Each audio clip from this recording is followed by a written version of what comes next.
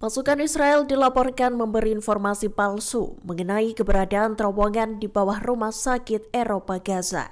Seperti diketahui, kompleks medis yang ada di Khan Yunis, Gaza Selatan itu menjadi sasaran bom Israel pada Selasa 13 Mei 2025. RS tersebut bahkan dibom 2 kali dalam waktu 24 jam. Dikutip dari Tribun News, harian Haaretz menunjukkan analisis gambar udara yang dirilis oleh militer Israel IDF. Dalam gambar, terowongan yang ditarget IDF berada di sekolah terdekat. Bahkan dinyatakan bahwa terowongan itu tak berada di dalam rumah sakit, seperti yang diklaim Israel. Pasalnya, tak ada bukti yang mendukung klaim terkait keberadaan terowongan itu di bawah RS Eropa Gaza. Sebagai informasi, pengeboman yang dilakukan Israel di rumah sakit Eropa Gaza itu menewaskan sedikitnya 34 warga Palestina. Puluhan orang lainnya pun dilaporkan mengalami luka-luka. Seorang pejabat senior Hamas menyatakan bahwa Presiden Amerika Serikat Donald Trump memiliki potensi untuk membantu mengakhiri konflik berdarah di jalur Gaza. Bassem Naim mengonfirmasi bahwa Hamas telah menyampaikan rencana gencatan senjata secara langsung pada Amerika Serikat. Bahkan Hamas juga menyatakan kesediaannya untuk menyerahkan administrasi Gaza jika perang berhasil diakhiri. Dikutip dari Arab News, dalam pernyataannya pada Kamis 15 Mei 2025, Naim mengungkap bahwa rencana gencatan senjata itu menyerukan pertukaran tahanan hingga penarikan total pasukan Israel. Selain itu, semua bantuan kemanusiaan harus diizinkan untuk masuk, serta pembangunan kembali Gaza tanpa imigrasi paksa. Lebih lanjut, Naim juga menilai bahwa Trump memiliki kemampuan dan keinginan untuk mencapai situasi damai tersebut. Menurutnya, Trump dapat mencapai hal itu dengan memberi tekanan yang cukup pada Israel. Tekanan yang dimaksud adalah mendesak Israel untuk segera mengakhiri perang di Gaza. Tanya itu, Hamas bahkan menegaskan siap bekerja sama dengan Amerika Serikat untuk mencapai tujuan tersebut. Brigade Al-Quds sayap militer Jihad Islam Palestina merilis rekaman peluncuran salvo roket ke wilayah Israel pada Rabu 14 Mei 2025. Serangan itu menargetkan kota Asdod, Ashkelon, Sderot, dan sejumlah permukiman di sekitar jalur Gaza. Dalam video yang beredar, tampak persiapan pejuang sebelum meluncurkan roket hingga menargetkan pasukan Zionis.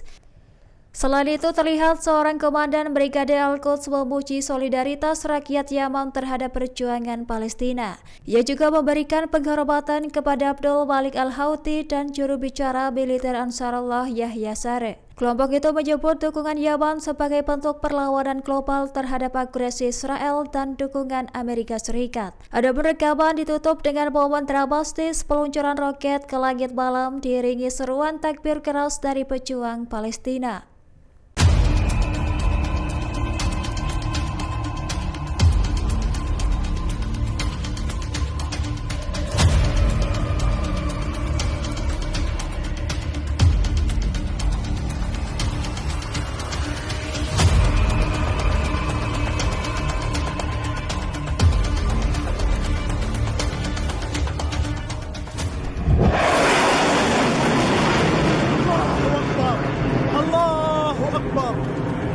Allahu Akbar.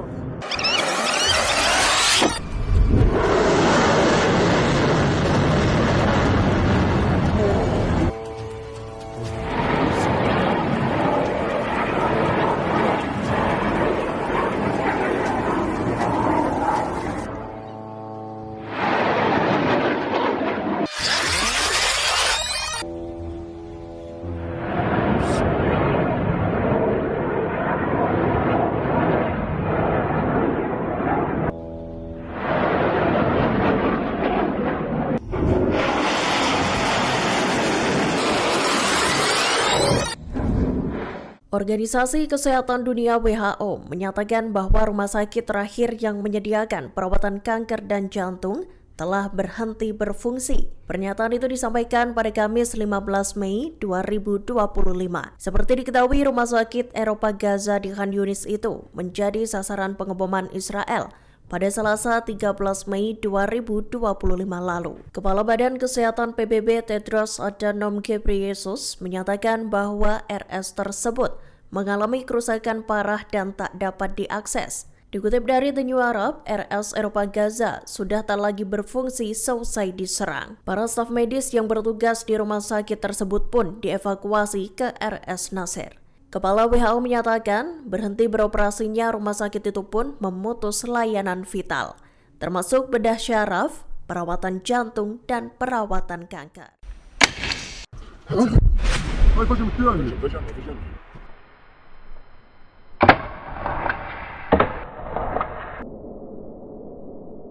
والله تفجير مش طبيعي. المنطقة انحرقت حرق يا حاج. المنطقة انحرقت حرق نار. بقول لك بموت في نار. كان يشتغلوا تفخير.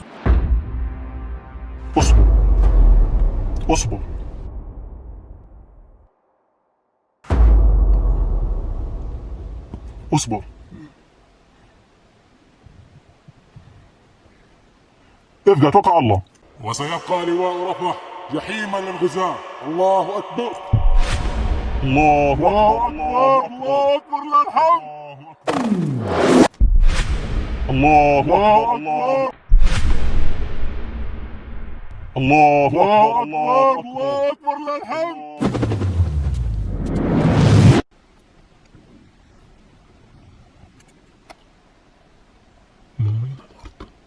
شايف هدول شايفهم؟ شو اسمه؟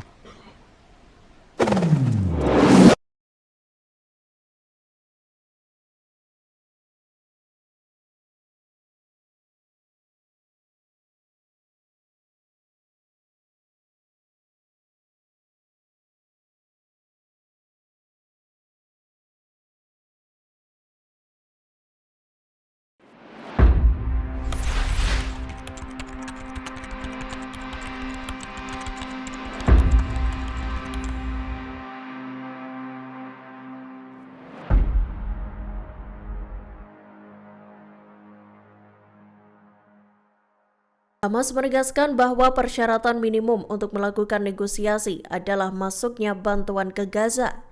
Pernyataan itu disampaikan oleh pejabat senior Hamas Bassem Naim pada Kamis 15 Mei 2025.